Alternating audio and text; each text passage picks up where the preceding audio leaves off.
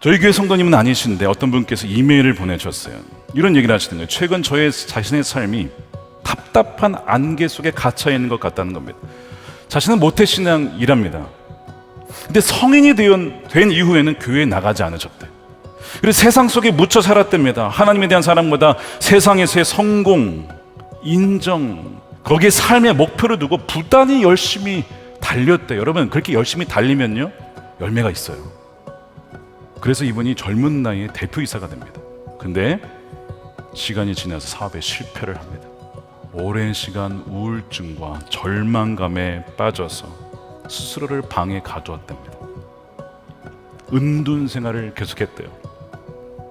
몇 개월 홀로 어둠 속에서 사는데, 그래도 이분이 모태신앙이니까 내가 이 어둠 속에서 할 수 있는 것이 무엇일까? 어플을 켜서 성경 음성 말씀, 그 사복음서를, 예수님의 음성을 듣는, 그걸 계속 들었대요.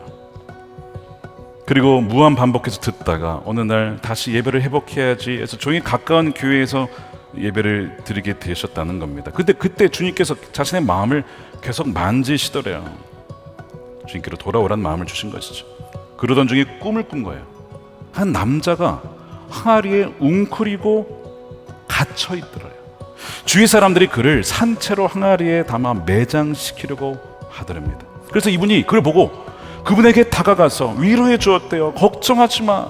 너는 다시 살아나서 목자가 될 거야. 두려워하지 마. 이런 얘기를 해줬대요. 근데 결국 그 남자가 항아리에서 죽게 됩니다. 볕단으로 이제 덮여져 있는 거예요. 근데 그 죽었는데도 그게 가서 다시 말씀을 외쳤대요. 일어나라. 너는 죽지 않았어. 목자가 되어 크게 사용될 거야. 근데 그 순간 그 말씀을 들은 그 죽은 남자가 벌떡 일어나더래요. 자리에서 되살아나서 마구 막 뛰어다니더랍니다.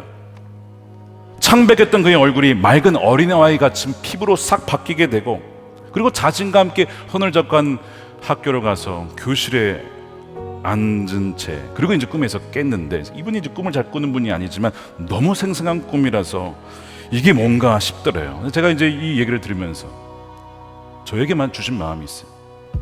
그 항아리에 갇혀있던 사람이 이분이에요. 그리고 그 말씀을 주신 분은 주님이십니다. 주님께서 그에게 얘기를 하시는 거예요. 항아리에서 나와라. 갇혀있지 말아라. 내가 너를 택하였다. 마치 얘의 삶이 이제 죽었으니까, 거기서 죽은 건 다름없어. 끝난 거야. 아, 이제 끝이구나. 근데 그 말씀을 듣고 살아나요, 다시. 그리고 새 생명이 돌아나게 되죠. 회심을 얘기하는 것이죠. 그러면서 계속 그의 마음에 내가 너를 사용할 것이다. 내가 너와 함께 할 것이다. 그 마음이 계속 들더래요. 근데 이제 마지막에 그런 얘기를 해요. 이제 서두에 나왔던 내용이긴 하지만, 목사님, 제가 많은 죄를 짓고 수많은 실패를 경험하며 결국 인생의 막다른 길목에서 다시 주님을 찾고 예배를 회복하고 주님을 바라보고 살고 있는데, 이것은 부모님께서 늘 저를 위해 기도해 주시기 때문에 제가 다시 유턴할 수 있었다라고 생각이 듭니다. 그의 곁에 아나니와 같은 사람이 있었어요. 절대로 넌 죽은 거 아니야. 너 인생 이대로 끝나지 않아 라고 하는, 끝까지 믿어주고 끝까지 기도해주는 아나니와 같은 자가 있었기에 자기가 이렇게 다시 설 수 있었다라고 고백을 하신 겁니다. 사랑하는 여러분, 이와 같은 상황에 계신 분들이 계시다면 꼭 기억하십시오. 그 모든 것이 주의 가시처로서 여러분들을 주께로 인도하시려고 하시는 주님의 은혜인 줄로 믿습니다.